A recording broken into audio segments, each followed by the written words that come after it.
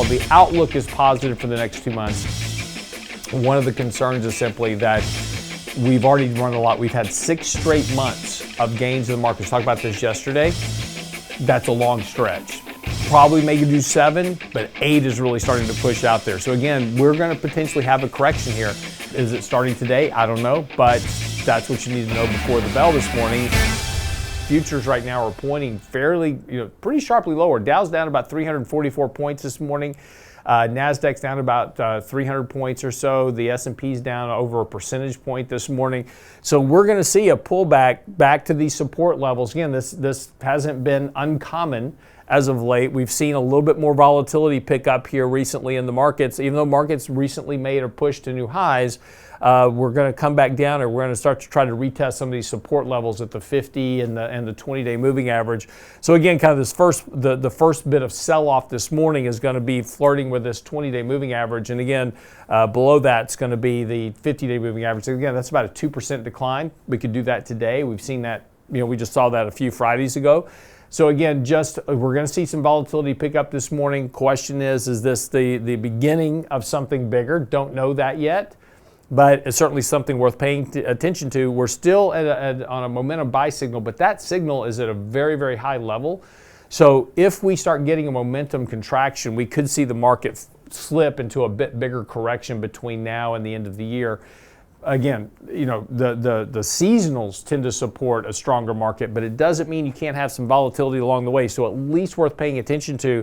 And as we've noted here for a while, the one kind of big concern that kind of remains on this overall market is breadth. Breadth of the market has been just terrible as of late. And we're starting to see more and more evidence of that breadth deteriorating across sectors.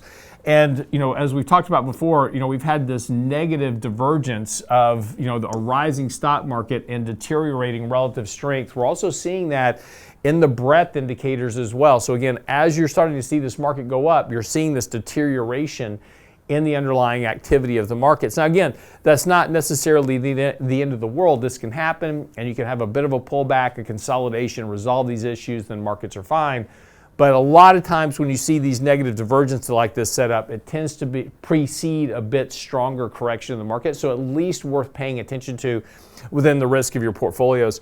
Some of the other areas, kind of also just in the markets, Bitcoin this morning, again, good example of kind of this risk-off trade at the moment, kind of risk-on, risk-off. There's been a very high correlation between the NASDAQ, as an example, and Bitcoin. We've got these support levels that Bitcoin's now starting to break below, and you're triggering a sell signal. But that sell signal, again, unlike the market, which is at a very high level, the sell signal is now at a very low level.